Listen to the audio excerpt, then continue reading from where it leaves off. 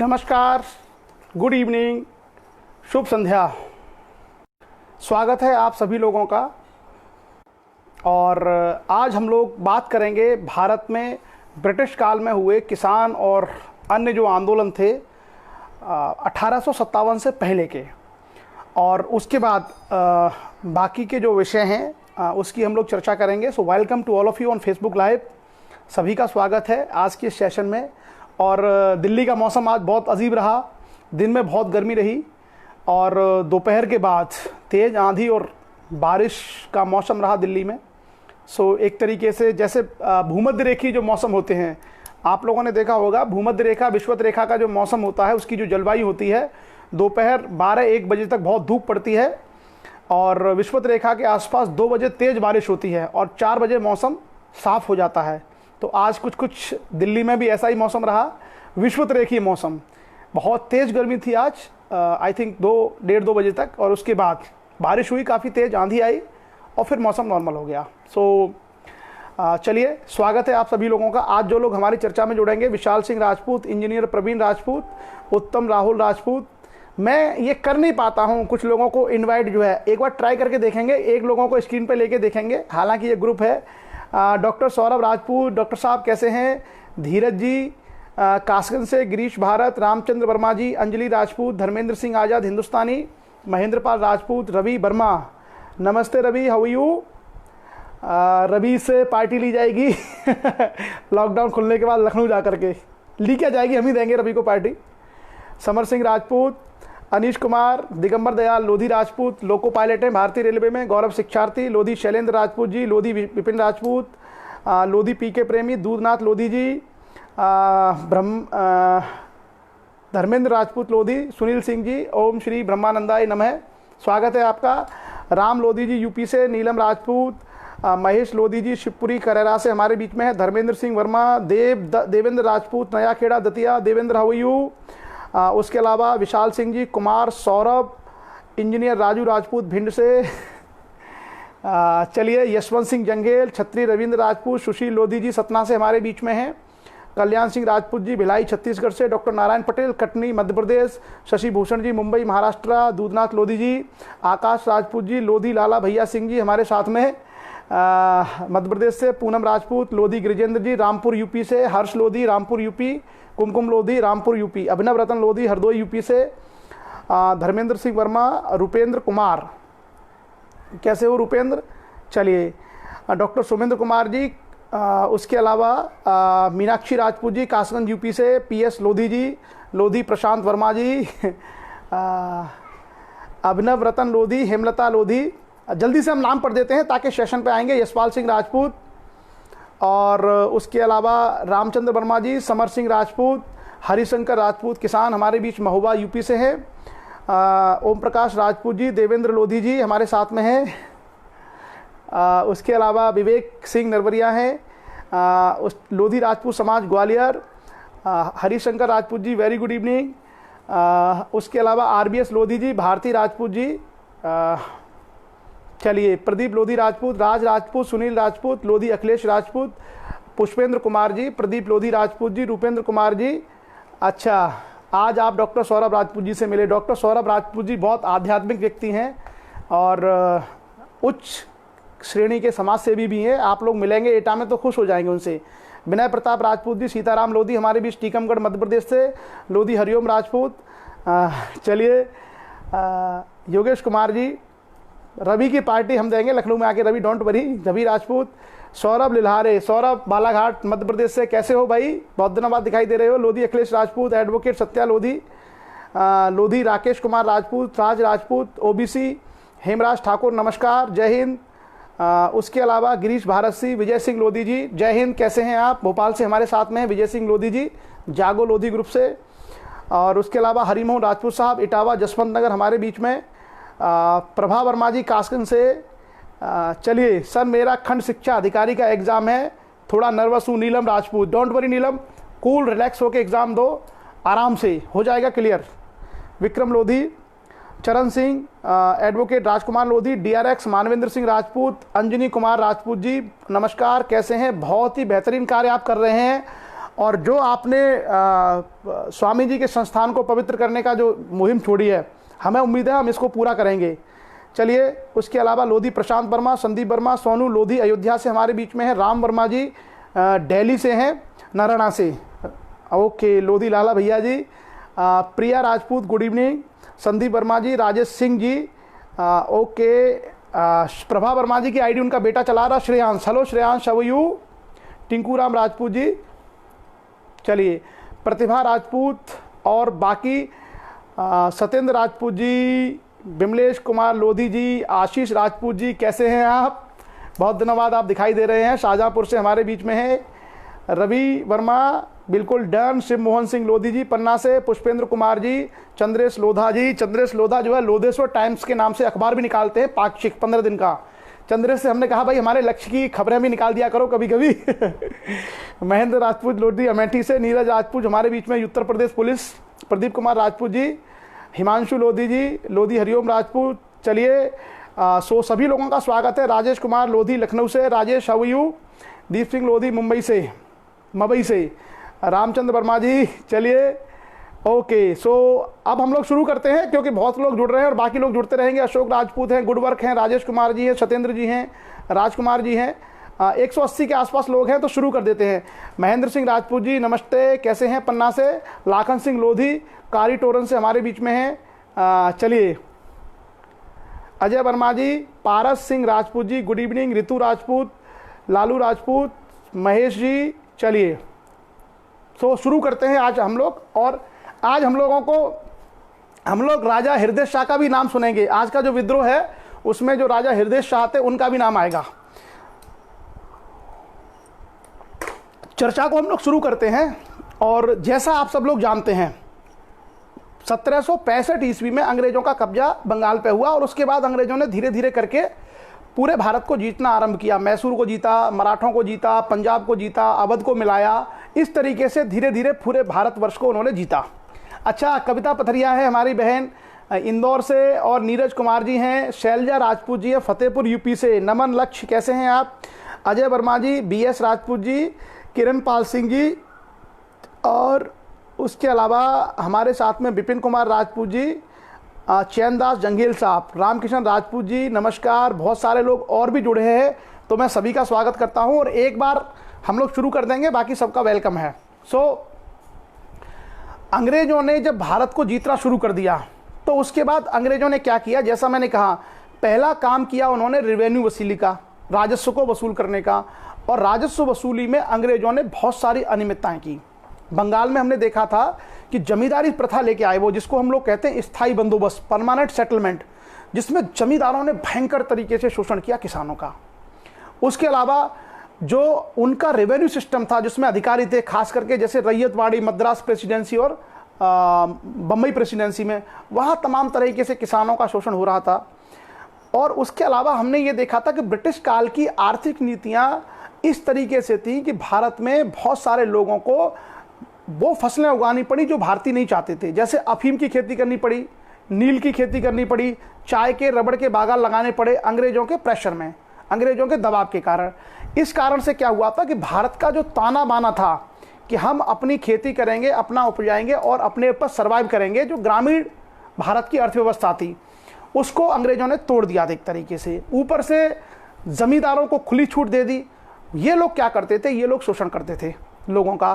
तो ऐसी व्यवस्था के खिलाफ किसानों का नाराज होना स्वाभाविक था, किसान नाराज होते। उसके अलावा और कौन नाराज होता, एक और बड़ी वजह यह थी कि इस काल में बहुत सारे अकाल आए। जैसे मैंने आपको अकालों की श्रृंखला के बारे में बताया था कि 1770 में बंगाल में भयंकर अकाल आया, उसके बाद पंजाब में, उत्तर प्रदेश में, दक्षिण में बहुत सारे अकाल आए। इन अकालों में लाखों करोड़ों लोग मारे जाते थे, लाखों की संख्या में लोग मरते थे। तो एक तरीके से भुखमरी का माहौल बन गया था ब्रिटिश काल में बहुत सारे ग्रामीण क्षेत्रों में। तो शुरुआती जो विद्रोह हमें दिखाई देते हैं, शुरुआती विद्रोह किसके हैं, किसानों के हैं, लेकिन सीधे सीधे सरकार के खिलाफ, अंग्रेजों के खिलाफ नहीं है। ज़्यादातर विद्रोह किसके खिलाफ है, जमींदारों के खिलाफ। क्योंकि किसान का शोषण डायरेक्टली कौन कर रहा है, जमींदार। जमींदार भारतीय है, वो जाता है, वो किसानों से कहता है कि हमको ये राजस्व दो, किसान नहीं देता तो वही जमींदार अपने लठैतों से किसानों को मारता है। तो शुरुआती जो प्रतिक्रिया हमें किसानों की दिखती है वो जमींदारों के खिलाफ है। और जमींदार और ब्रिटिश गठजोड़ है। तो एक तो ये है। दूसरा, कहीं कहीं सीधा सीधा विद्रोह अंग्रेजों के खिलाफ है। जैसे मान लीजिए अंग्रेजों ने सत्ता छीन ली, तो कहीं कहीं जो सीधा विद्रोह है वो प्रत्यक्ष रूप से ब्रिटिश के खिलाफ भी हमें दिखाई देता है। तो बहुत सारे फैक्चुअल चीज़ें हैं हमारी, थोड़ा सा आप ध्यान से सुनेंगे सो आपको याद भी हो जाएगा और पूरे इंडिया का पैटर्न समझ में आ जाएगा कि कहाँ कहाँ विद्रोह हुए और उनके पीछे क्या क्या वजह थी और उनका नेतृत्व किसने किया था। हालांकि एक ऐसा टॉपिक है जिसके आमतौर पर मॉडर्न इंडिया की हिस्ट्री में बहुत लोग पढ़ते नहीं हैं। 1857 से पहले जो विद्रोह हुए हैं उसके बारे में ज़्यादातर लोगों को जानकारी नहीं है, क्योंकि कम इंटरेस्ट के साथ लोग पढ़ते हैं। पर अगर थोड़ा सा ठीक से देखें, अच्छा ये एक ऐसा छुटपुट टॉपिक है जिसको जो कम लोगों तक पहुंच पाता है। मैंने पूरी तैयारी इसकी की हुई है और एक एक विद्रोह को डिटेल में हम लोग पॉइंट फॉर्म में देखेंगे ताकि सभी परिचित हो जाए कि 1857 से पहले 1765 से लेकर 1857 का जो बड़ा विद्रोह था, इसके बीच में जो समय निकला है लगभग 90 साल का। इस 90 साल में भारतीय लोगों की, किसानों की, आम जनमानस की अंग्रेजों के प्रति, जमींदारों के प्रति क्या उनका व्यवहार रहा और किस तरीके से विद्रोह किए। तो सारा एक कंपाइलेशन है, मैंने कलेक्शन किया है सारे मेन विद्रोह का जो हमारे लिए जरूरी हैं, उसकी हम लोग चर्चा करेंगे। आप यदि चाहें तो इस सेशन को सभी जगह सारे ग्रुप्स में अगर शेयर कर देंगे तो हो सकता है बहुत सारे लोगों को एक ही जगह एक ही सेशन में सारी जानकारी मिल जाए। तो आप लोग थोड़ा सा मेहनत करके अगर इसको शेयर कर देंगे तो ये सेशन बाकी उन सारे लोगों को मिल जाएगा। सो हम लोग शुरुआत करते हैं। सबसे पहले गंगा घाटी, अंग्रेजों के खिलाफ काम चलता रहेगा। गंगा घाटी में कि 1765 में इलाहाबाद की संधि हुई थी और इलाहाबाद की संधि दो लोगों के बीच में हुई थी। पहली संधि हुई थी अंग्रेजों और मुगल बादशाह के बीच में। अंग्रेज और मुगल बादशाह शाह आलम के बीच में पहली संधि हुई थी, जिसको हम लोग इलाहाबाद की पहली संधि कहते हैं। उसके कुछ समय बाद दूसरी संधि हुई थी अंग्रेज और अवध के नवाब के बीच में। तो अंग्रेज और अवध के नवाब के बीच में जो संधि हुई थी वो एक तरीके से क्या था, सहायक संधि थी। यानी अवध के नवाब ने इस बात को स्वीकार कर लिया था कि ब्रिटिश रेजिडेंट अवध में रहेगा। अवध मतलब Lucknow. So British resident Awadh में रहेगा। अब ब्रिटिश रेजिडेंट जब अवध में रहने लगा तो उसने क्या है, अवध के नवाब के मामलों में दखलंदाजी करना शुरू कर दिया। और जो तत्कालीन जो वो था अवध का नवाब, उसका नाम था वजीर अली। तो अंग्रेजों ने षड्यंत्र करके वजीर अली को हटाना चाहा। वजीर अली भाग गया। उस समय राजधानी थी फैजाबाद। वहां से भाग गया बनारस। अंग्रेजों ने उसका पीछा किया। वजीर अली ने पहला आदमी था जिसने वहां उस समय विद्रोह किया और उसने क्या किया, ब्रिटिश रेजिडेंट की हत्या कर दी। हालांकि बाद में अंग्रेजों ने उस विद्रोह को दबा दिया और अवध को पूरी तरीके से अपने नियंत्रण में ले लिया। एक विद्रोह हमें यह दिखाई देता है गंगा घाटी या दोआब क्षेत्र में। गंगा और यमुना के दोआब को भारत में, गंगा और यमुना के बीच के क्षेत्र को भारत में दोआब के नाम से हम लोग जानते हैं। उसके अलावा जैसा आपको पता था कि बनारस का जो राजा था, बनारस के राजा से इलाहाबाद की पहली संधि में कड़ा और मानिकपुर के जिले लेकर के दे दिए गए थे मुगल बादशाह को। और बाद में चल करके अंग्रेजों ने, बनारस का राजा था चैत सिंह, तो बनारस के राजा चैत सिंह से और ज्यादा राजस्व की मांग की। इस पर राजा ने विद्रोह कर दिया। हालांकि वो उस विद्रोह को भी अंग्रेजों ने दबा दिया। लेकिन गंगा घाटी में दो ये शुरुआती प्रतिक्रिया हमें मिलती हैं 1765 के बाद। ठीक है, अब हम लोग आगे आते हैं। जो अंग्रेजों के खिलाफ जो सबसे सशक्त जो प्रतिरोध हुआ, सबसे जो तगड़ी प्रतिक्रिया हुई, वो हुई थी 1770 ईस्वी में बंगाल में। और ये लगभग 1770 से लेकर के लगभग 10 साल तक एक विद्रोह चला। 10 साल, 1770 से लेकर के 1790 तक 80 तक। क्या विद्रोह था, इसको हम लोग इतिहास में जानते हैं सन्यासी विद्रोह के नाम से। सन्यासी विद्रोह क्या था? सन्यासी विद्रोह बंगाल में बेसिकली 1770 में बंगाल में भीषण अकाल पड़ा था, जिसमें बंगाल की 1/3 आबादी खत्म हो गई थी। अनाज नहीं था, लोग भूखों मर रहे थे। उसी समय वहां के लोगों को लगा कि अंग्रेज गोदामों में जो रखा माल है और जो जमींदारों के गोदामों में जो रखा है, इसके कारण लोग भुखमरी का शिकार हैं। तो वहां पर एक सन्यासी संप्रदाय था जिसमें कुछ लोग थे वो थे जो शंकराचार्य के अनुयायी थे, कुछ लोग वो थे जो शंकराचार्य को मानते थे, और एक जो संप्रदाय था उसका नाम था गिरी संप्रदाय। तो गिरी संप्रदाय और शंकराचार्य के अनुयायियों, जिनको आम नाम दिया गया सन्यासी, उन लोगों ने विद्रोह कर दिया। इनकी बड़ी संख्या थी वहां पे बंगाल में, और इन्होंने जमींदारों के, अंग्रेजों के तमाम गोदामों को लूट लिया और किसान भी इनके साथ हो गए। तो भयंकर तरीके से 10 साल तक विद्रोह चलता रहा। अंग्रेज इनको दबाते रहे, जमींदार इनको दबाते रहे, लेकिन एक लंबा विद्रोह हम लोगों को यहाँ पर देखने को मिलता है। कहाँ?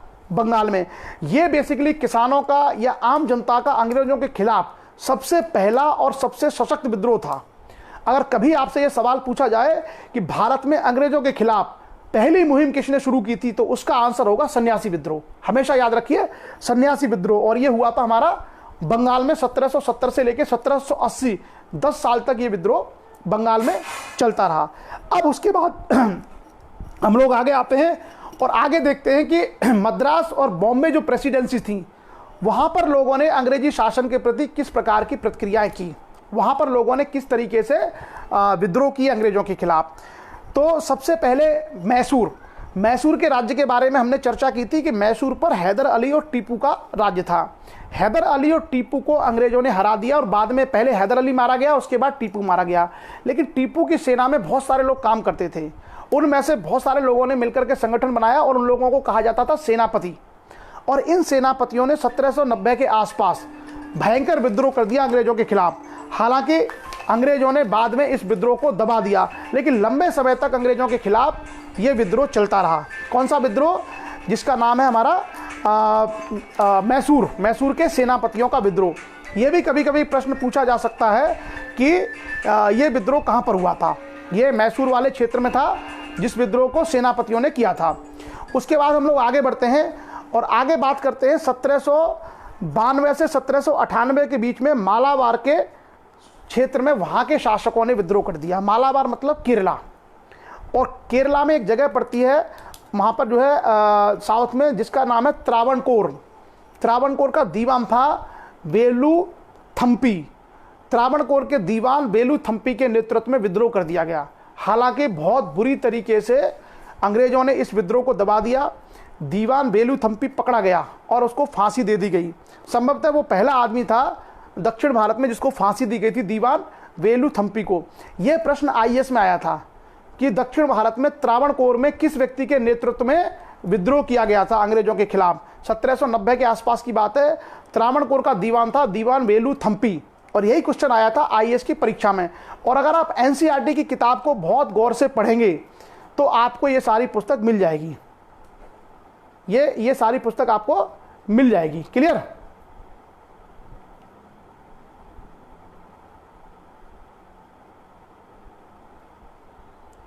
चलिए, हाँ। सो आगे हम लोग बात करते हैं। अब आते हैं मध्य भारत में, सेंट्रल इंडिया में कैसे कैसे विद्रोह हुए। तो मध्य भारत में सबसे पहला विद्रोह हुआ था 1817 ईस्वी में, जो लोधी ठाकुरों ने किया था। आप में से बहुत सारे लोगों को जानकारी नहीं होगी। 1817 में सागर और दमोह के जो ठाकुर थे, लोधी ठाकुर, उन्होंने मध्य भारत में पहला विद्रोह किया था अंग्रेजों के खिलाफ। हालांकि अंग्रेजों ने अपनी सेनाएं उतारी थी, पर वहां की जो बुंदेलखंड की जो स्थिति थी, भौगोलिक स्थिति, उस विद्रोह को बहुत अच्छे तरीके से वो दबा नहीं पाए और ये रुक रुक करके चलता रहा बड़े लंबे समय तक।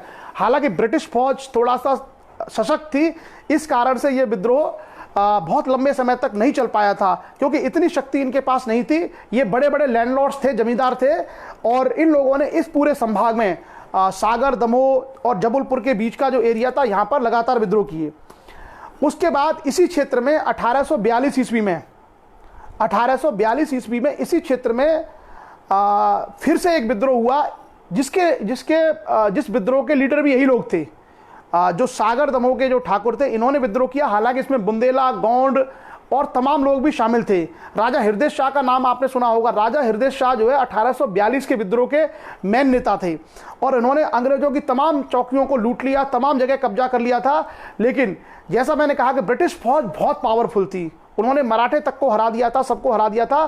तो आगे चल करके ये विद्रोह भी फिर धीरे धीरे कमजोर पड़ता चला गया। और 1857 की लड़ाई जब हुई थी, उसमें भी इस एरिया के बहुत सारे लोगों ने भाग लिया था, और जो इस क्षेत्र के राजा थे, उन तमाम राजाओं की प्रॉपर्टी और जमीनों पर अंग्रेजों ने अपना कब्जा कर लिया था और उनको एक तरीके से अपदस्थ कर दिया था।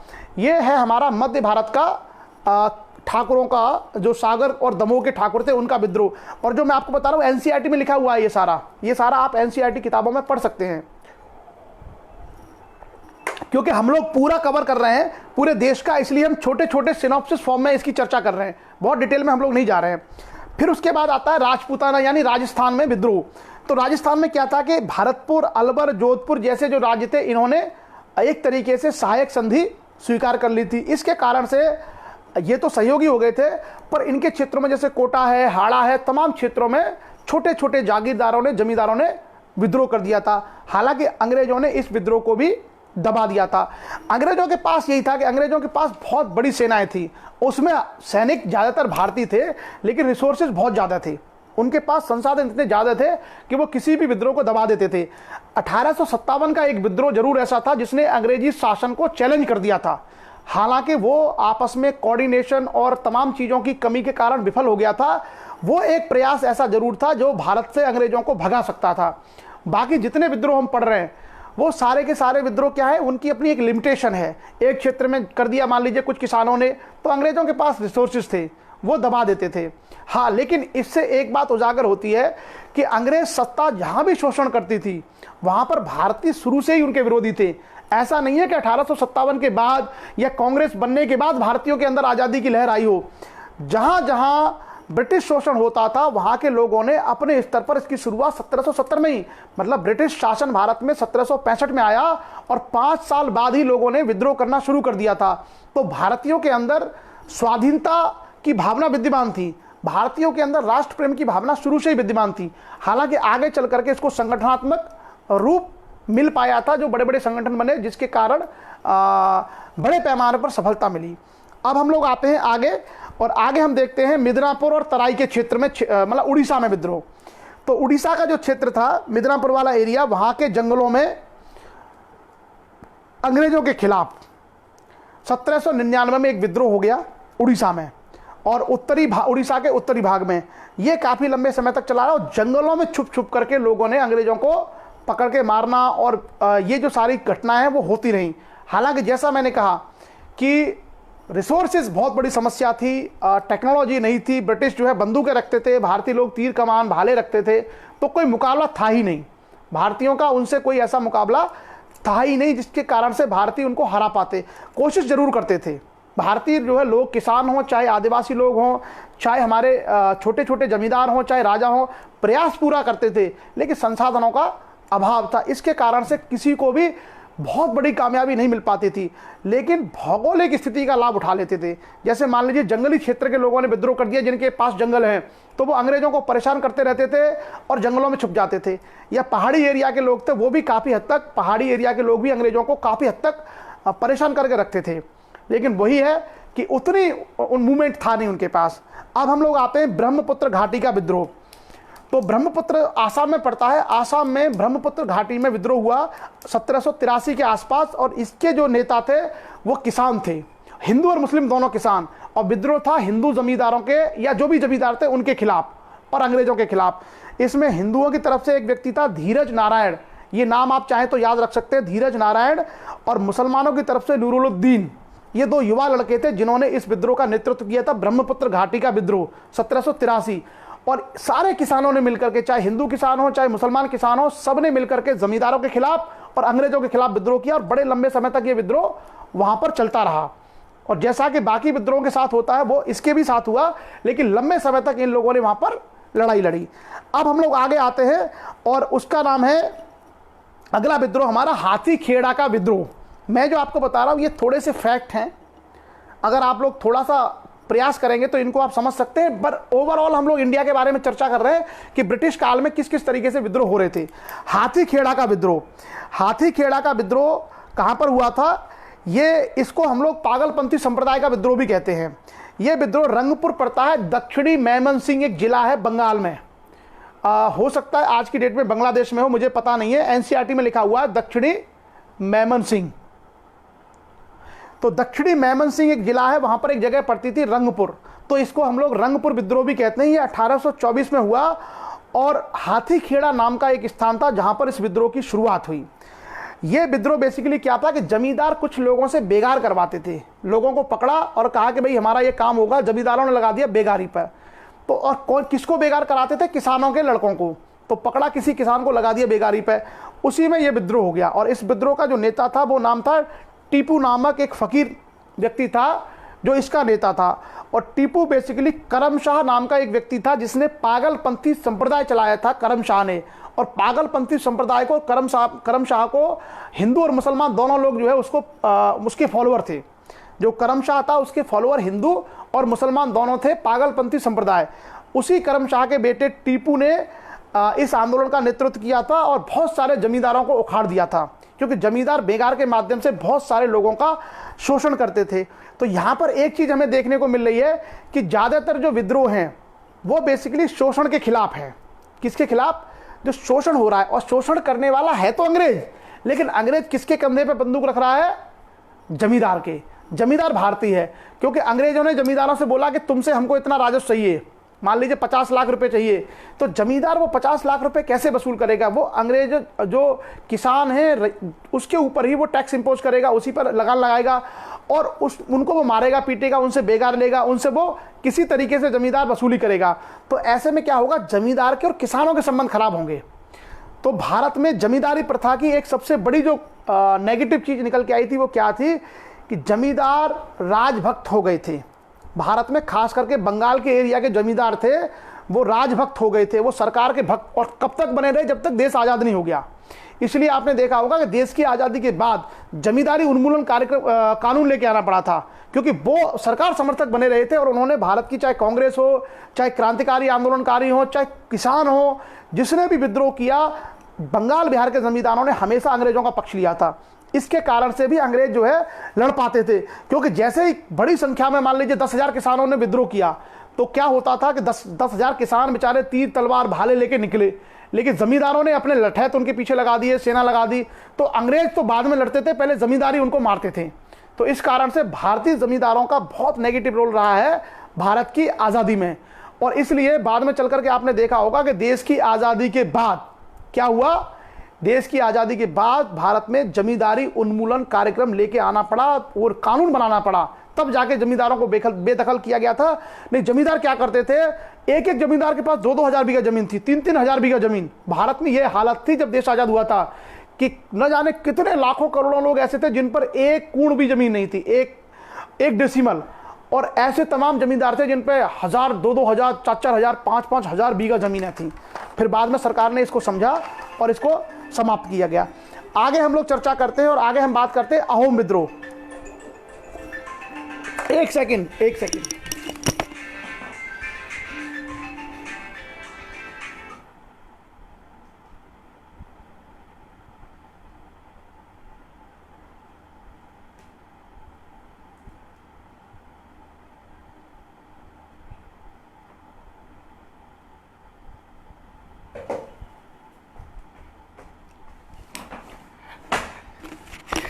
सॉरी, थोड़ा सा एक कॉल आ रही थी अर्जेंट।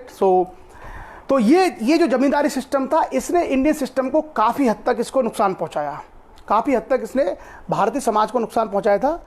अच्छा, ये धारा 198 A to Z LR act, ये जमींदारी उन्मूलन कार्यक्रम है जिसके बारे में नीरज राजपूत जी हमारे उत्तर प्रदेश पुलिस में उन्होंने ये बताया था। नहीं, बिहार बंगाल में सर्वाधिक जमींदारी थी, बिहार बंगाल में बहुत ही खतरनाक स्तर पर थी ये। और इनकी सबसे बड़ी समस्या क्या थी कि ये किसानों का शोषण करते थे जो भारत के गरीब लोग थे, और ये अंग्रेजों के पक्षधर थे, अंग्रेजों का ये हमेशा सहयोग करते थे। और आज भी देश आज़ाद हो गया, उसके बाद भी ये ठसक इनकी गई नहीं, कानून बन गया, उसके बाद भी आपने देखा होगा कि सबसे ज़्यादा एट्रोसिटीज, अत्याचार की घटनाएं हुई हैं बिहार बंगाल में हुई हैं आज़ादी के बाद जमींदारों के द्वारा। बहरहाल सामाजिक उसमें चर्चा करेंगे इसकी। अब हम लोग आगे आते हैं अहोम विद्रोह। अहोम मतलब आसाम में आप जानते होंगे कि आसाम को पहले अहोम भी कहा जाता था, और पहले वहाँ पर एक अहोम राज्य था जिसकी मध्यकालीन भारत में हम लोगों ने चर्चा की थी। तो 1828 में अहोम लोगों ने गोमधर कुंवर नाम के व्यक्ति के नेतृत्व में विद्रोह कर दिया। तो गोमधर कुंवर का नाम आप याद रखना, ये प्रश्न ऐसा है जो कभी भी आ सकता है। 1828 में आसाम के अहोम लोगों ने गोमधर कुंवर के नेतृत्व में विद्रोह कर दिया, और आगे चल करके 1830 ईस्वी में रूपचंद कोनार नाम के व्यक्ति ने इसका नेतृत्व किया, और बड़े पैमाने पर उन्होंने ब्रिटिश राज्य को वहां पर समाप्त कर दिया। हालांकि विद्रोह चलता रहा और अंग्रेजी सेनाएं आई, और बाद में जो होता है विद्रोह का वही उसका भी हश्र हुआ। ठीक है, चलिए, उसके बाद हम लोग आगे आते हैं खासी विद्रोह। खासी विद्रोह मेघालय का एरिया है, आपने सुना होगा गारो, खासी और जयंतिया, ये जो पठारी और पहाड़ी एरिया है ये मेघालय में पड़ते हैं। तो मेघालय में खासी जनजाति क्षेत्र में राजा तीरथ सिंह नाम के व्यक्ति के नेतृत्व में अंग्रेजों के खिलाफ 1829 ईस्वी में गुरिल्ला वार छेड़ दिया गया, जिसमें छुप छुप करके जंगलों में से बहुत सारे अंग्रेजों को मारा गया था। हालांकि बाद में अंग्रेजों ने इस विद्रोह को भी दबा दिया था। उसके बाद हम आते हैं आगे, दक्षिण भारत में तमिल के कल्लारों का विद्रोह। यह विद्रोह 1799 और 1800 के बीच में हुआ था अंग्रेजों के खिलाफ मदुरई में। और ये क्या था कि राजमार्गों पर जो लोग चौकीदारी करते थे उनको कहा जाता था कल्लार। जो राजमार्ग होते हैं, सड़कों पर जो काम करते थे चौकीदारी का, उनको कल्लार कहा जाता था। और इन कल्लारों से काफ़ी बेगार करवाई जाती थी। इसके कारण से इन लोगों ने विद्रोह कर दिया था 1800 ईस्वी में तमिलनाडु में, मदुरई जिले में। छोटा सा फैक्ट है। उसके बाद अगला विद्रोह हम लोग पढ़ते हैं, और अगला हमारा विद्रोह है वो है उड़ीसा में पायक विद्रोह। उड़ीसा में पायक विद्रोह। पायक का मतलब होता है पैदल सैनिक। ये कई बार आईएएस और बड़े पीएससी में आया हुआ है सवाल। पायक, पायक का मतलब होता है पैदल सैनिक। और ये जो पैदल सैनिक थे, इनसे क्या हुआ कि उड़ीसा की पहाड़ी क्षेत्रों में 1817 में इन लोगों ने विद्रोह कर दिया था। और ये क्या विद्रोह था कि जो पायक सैनिक थे, एक तो इनको बहुत सारे लोगों ने निकाल दिया था, दूसरा इनसे अनावश्यक रूप से इनसे जो भूमि वगैरह छीन ली गई थी, और एक तरीके से कर्ज माफी इत्यादि के विषयों को लेकर के पायक सैनिकों ने विद्रोह कर दिया था। ये पैदल सैनिक हुआ करते थे सेनाओं में। बाद में क्योंकि भारत के राजाओं को अंग्रेज जीतते चले गए थे, तो ये सैनिक सारे बेरोजगार हो गए थे, और इन पे जो भूमि वगैरह थी ये सारी छीनने का भी प्रयास किया गया था। क्लियर।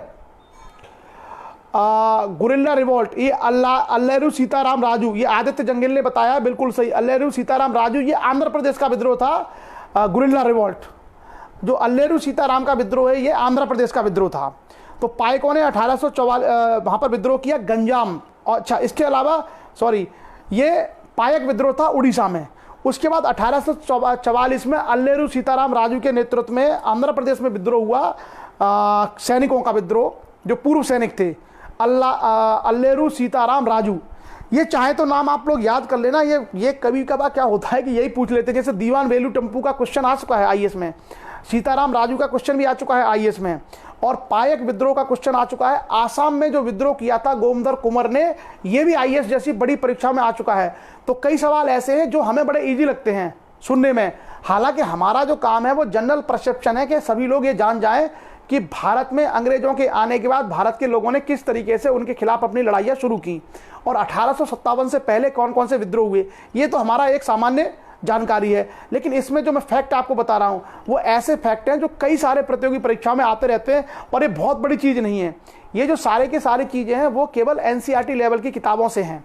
तो एनसीईआरटी लेवल का ज्ञान तो हर व्यक्ति को होना चाहिए। अगर इतना है तो भी हम बहुत सारी चीज़ें कर देंगे। तो ये जो विद्रोह हैं, ये विद्रोह के अगर आप, ये हमारे मेन विद्रोह थे जो किसानों के थे, या आर्थिक कारणों से थे, या एक तरीके से शोषण पे आधारित विद्रोह थे। मतलब इनके पीछे आर्थिक कारण ज़्यादा थे, भू राजस्व बढ़ा दिया, किसानों का शोषण कर लिया, अनाज नहीं है, मतलब एक तरीके से आर्थिक कारणों पर, या बिक्री कर को बढ़ाने के कारण से, या भू राजस्व बढ़ाने के कारण से ये सारे विद्रोह हमने देखे। अब हम लोग आगे आते हैं और आगे देखेंगे किसानों के विद्रोह। तो इस समय में किसानों के कुछ विद्रोह है, जिसमें खास करके मैं आपको बताता हूं। नील विद्रोह का नाम आपने सुना होगा, नील और अफीम। तो नील और अफीम क्या था, पहले जैसे हमने इसकी चर्चा की थी कि ब्रिटिश काल में क्या होता था कि भारत में नील, अफीम इत्यादि की खेती नहीं होती थी। हालांकि होती थी, भरतपुर में, राजस्थान में खेती होती थी पहले, लेकिन अंग्रेजों ने क्या किया, अंग्रेजों ने भारत में आकर के कॉफ़ी, नील, रबड़, अफीम इत्यादि की खेती करवाना शुरू की, प्लांटेशन करवाना शुरू किया। और ये अंग्रेजों ने अपनी सुविधा के अनुसार भारत के बहुत सारे क्षेत्रों में इसको थोपना शुरू कर दिया। बोला कि नहीं, हम करवाएंगे। और नील के बागानों में, या चाय के बागानों में, या अफीम के बागानों में एक बार अगर कोई व्यक्ति चला गया, एक बॉन्ड होता था, उस बॉन्ड पे हस्ताक्षर करके जाता था, फिर उसके बाद वो निकल नहीं पाता था पूरी ज़िंदगी। इतना ज़्यादा वहाँ शोषण था, इतना ज़्यादा बंदिशें थी कि वो निकल ही नहीं पाता था वहाँ से। तो अंग्रेज यही करते थे। तो भारत के बहुत सारे क्षेत्रों में, जिसको हम लोग बोलते हैं कृषि का वाणिज्यिकीकरण, कॉमर्शियलाइजेशन ऑफ एग्रीकल्चर के नाम पर उन्होंने भारत में इस तरह की कॉमर्शियल क्रॉप्स थोप दी। और जब कॉमर्शियल क्रॉप्स नहीं थी तो वहां पर अनाज कम होगा, अनाज कम होगा तो जब भी कभी अकाल पड़ेगा तो इस एरिया में भुखमरी होगी और बहुत ज़्यादा लोग मारे जाएंगे। हमने पहले भी चर्चा की थी। तो अंग्रेजों की इसी नीति के कारण से किसानों पर जो उन्होंने अपनी फसलें थोपी, बड़े क्षेत्र में किसानों को भुखमरी का सामना करना पड़ा, भारत को अकालों का सामना करना पड़ा। इसी सिलसिले में 2 क्षेत्रों में भारत में खास करके अफीम की खेती को लेकर के और नील की खेती को लेकर के विद्रोह हुए। तो अफीम की खेती का विद्रोह क्या था? बंगाल में बलपूर्वक ये खेती कराई जाती थी और जमींदारों से भी वहाँ के लोग परेशान थे, क्योंकि जमींदार तो शोषण करते ही थे बंगाल में। और इसके कारण से वहाँ के लोगों ने विद्रोह कर दिया। कहाँ? बंगाल में। नील के किसानों ने, और नील के किसानों ने जमींदारों को मारना, अंग्रेजों को मारना, नील के जो उनके गोदाम थे उस पर कब्जा करना, नील के प्लांट पे कब्जा अफीम के प्लांट पे कब्जा करना, और ये पूरा विद्रोह चलता रहा। इस विद्रोह को, जो अफीम का विद्रोह था, इसको मैंने कल एक चर्चा की थी आपसे, मुस्लिम धर्म में एक समाज सुधार आंदोलन की चर्चा हमने कल आपसे की थी, फैराजी आंदोलन। आपको याद होगा, अलीगढ़ आंदोलन के बाद हमने चर्चा की थी फैराजी आंदोलन। तो जो फैराजी आंदोलन था उसका नेता था शरीयतुल्लाह बंगाल में, और शरीयतुल्लाह का बेटा था जिसका नाम था दूदू मियाँ। इस दूदू मियाँ के नेतृत्व में किसानों ने इकट्ठा होकर के संघर्ष किया और विद्रोह कर दिया जमींदारों के खिलाफ और अंग्रेजों के खिलाफ। और बहुत लंबे समय तक ये विद्रोह चलता रहा, लगभग 1800 के आसपास। और ये कहाँ कहाँ फैल गया? ये विद्रोह जो है बारासोल है, जैसोर है, पाबना है, मालदा है, ढाका है, इन सारे क्षेत्रों में फैल गया। हालांकि अंग्रेजों ने आगे चल करके इससे कंट्रोल कर लिया और इनके नेताओं को सबको उन्होंने या तो जेल भेज दिया या मार दिया। लेकिन एक बड़ा विद्रोह था जब किसानों का हुआ था अफीम को लेकर के। उसके बाद दूसरा जो विद्रोह था किसानों का इस काल में, वो मिलता है नील का विद्रोह। नील विद्रोह में क्या था कि वही मैंने कहा कि नील की खेती जबरदस्ती करवाते थे। अब किसान चाहता था धान उगाना, अंग्रेज करवाते थे नील की खेती, और नील की खेती में जो फंस गए वो बेचारे निकल नहीं पाते थे, और जब खाने को अन्न नहीं होता था तो बड़ी विकट स्थिति हो जाती थी। तो ये 1831 ईस्वी में टीटू मीर नाम के एक व्यक्ति के नेतृत्व में ये आंदोलन शुरू हुआ। टीटू मीर एक जुलाहा था। जुलाहा आप जानते होंगे, जो कपड़े बुनते हैं। और उसने सिर्फ विद्रोह नहीं किया, बल्कि उसने स्वतंत्रता का आंदोलन शुरू कर दिया। उसने कहा कि हमारा राज आएगा, ब्रिटिश राज खत्म होगा। और बड़े क्षेत्रों में उन्होंने अंग्रेजों के खिलाफ आंदोलन शुरू कर दिए। अंग्रेजों की जो नील की फैक्ट्रियां थी उन सब पर इन्होंने कब्जा कर लिया, और बहुत बड़े व्यापक पैमाने पर यह विद्रोह चलता रहा बंगाल में। हालांकि आगे चल करके इस विद्रोह को दबा दिया गया, लेकिन इस विद्रोह में बहुत बुरी तरीके से नील के किसानों को मारा था अंग्रेजों ने, बहुत बर्बरता से। जमींदारों ने और अंग्रेजों ने बहुत बर्बरता से मारा था। किसको? नील के किसानों को। इतना ज़्यादा उनके ऊपर जुल्म ढाए थे, इतने ज़्यादा अत्याचार किए थे। 1861 में एक व्यक्ति थे भारत के जिनका नाम था दीनबंधु मित्रा, बहुत अच्छे लेखक थे। दीनबंधु मित्रा ने नील दर्पण नाम का एक उपन्यास लिखा था, एक नाटक। उसमें उन्होंने उजागर किया था कि किस किस तरह की ज्यादतियाँ और किस किस तरह की एट्रोसिटी जो है नील के किसानों के ऊपर की गई थी। तो कई बार ये सवाल पूछा गया है कि भारत में नील की खेती को लेकर के जो अंग्रेजों ने नील के किसानों पर अत्याचार किए थे, उसका विवरण, उसकी जानकारी के संबंध में कौन सा नाटक या उपन्यास लिखा गया है?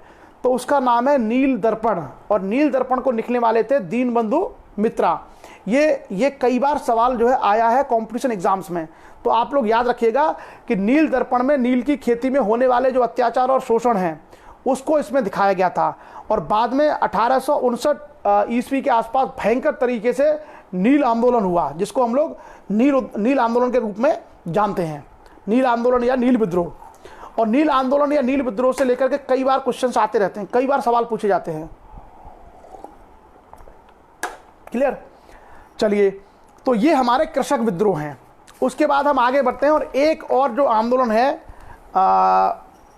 वो है हमारा केरला में, और उसको हम लोग इतिहास में पढ़ते हैं मोपला विद्रोह के नाम से। मोपला विद्रोह, तो मोपला विद्रोह का आपने नाम सुना होगा। मोपला विद्रोह बेसिकली क्या था कि हैदर अली और टीपू सुल्तान जब मैसूर के शासक थे, तो उस समय मालाबार का जो एरिया है वो इनके राज्य में आता था।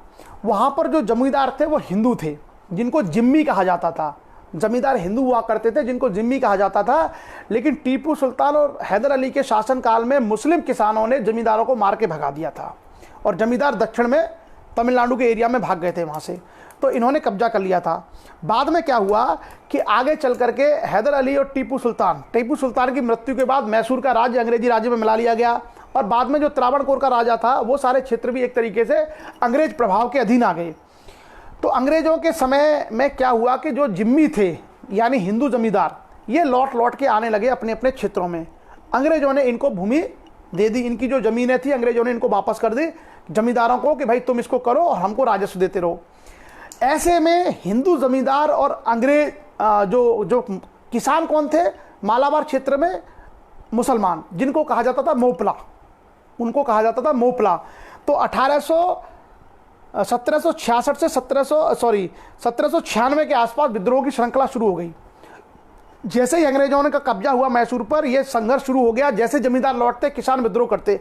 यह विद्रोह 19वीं शताब्दी में बड़े लंबे समय तक चलता रहा, और क्योंकि जमींदारों को संरक्षण था अंग्रेजों का, तो अंग्रेज जो है एक तरीके से उनको दबाते रहते थे। हालांकि कई बार मोपलाओं ने, एक अनुमान के अनुसार सैयद अली खां नाम का एक व्यक्ति था और फजल खां, ये कहा जाता है कि मोपलाओं ने 16 बार जमींदारों पर आक्रमण किए और कई सारे जमींदारों को उन्होंने मार भी दिया था। लेकिन आगे चल करके क्या हुआ कि अंग्रेजों इस विद्रोह को बाद में जमींदारों ने हिंदू मुस्लिम का नाम दे दिया।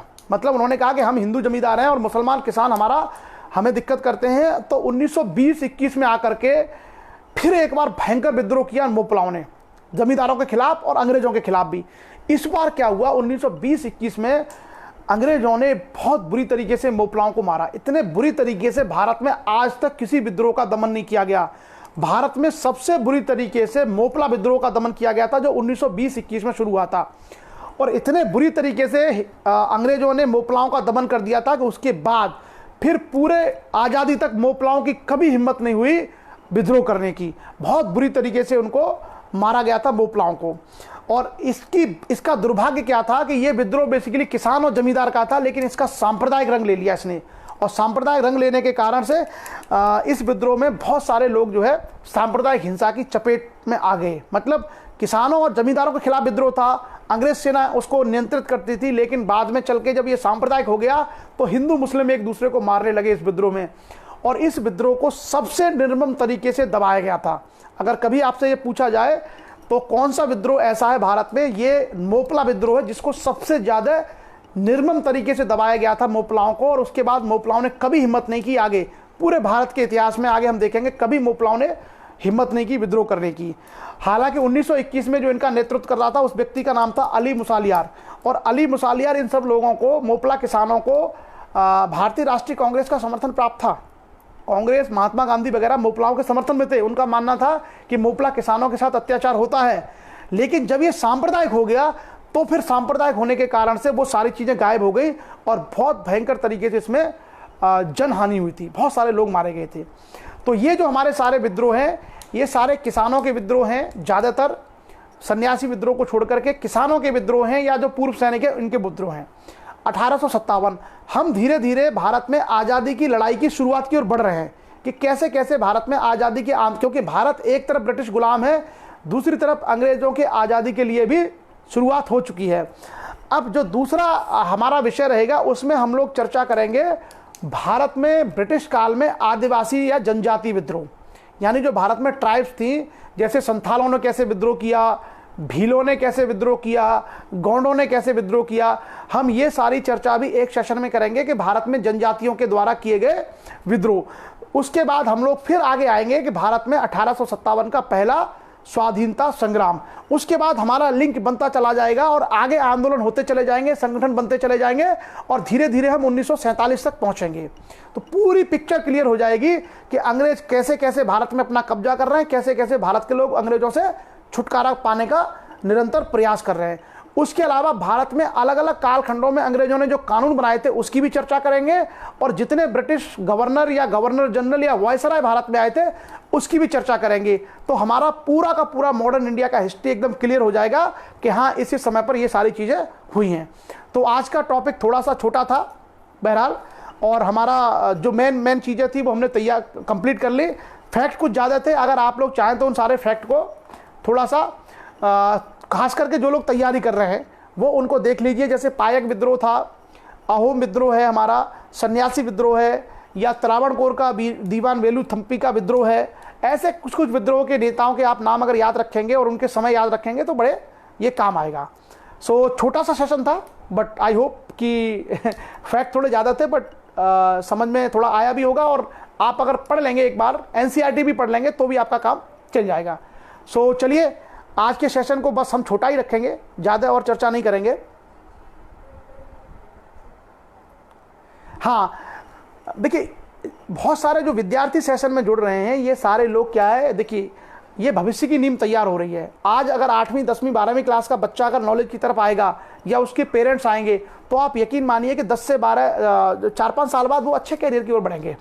और इंटरेस्ट पढ़ाई में अगर जगता है, शिक्षा से बढ़िया कोई चीज़ है ही नहीं। अगर आपका पढ़ने में इंटरेस्ट बन जाता है तो आपका कैरियर सब यहीं से बनेगा। क्लियर? सो चलिए छोटा सा सेशन रखते हुए आज के सेशन को यहीं विराम देते हैं। आप सब लोग जुड़े उसके लिए बहुत बहुत आभार, अपना समय दिया। Thank you. शुभ रात्रि, जय हिंद।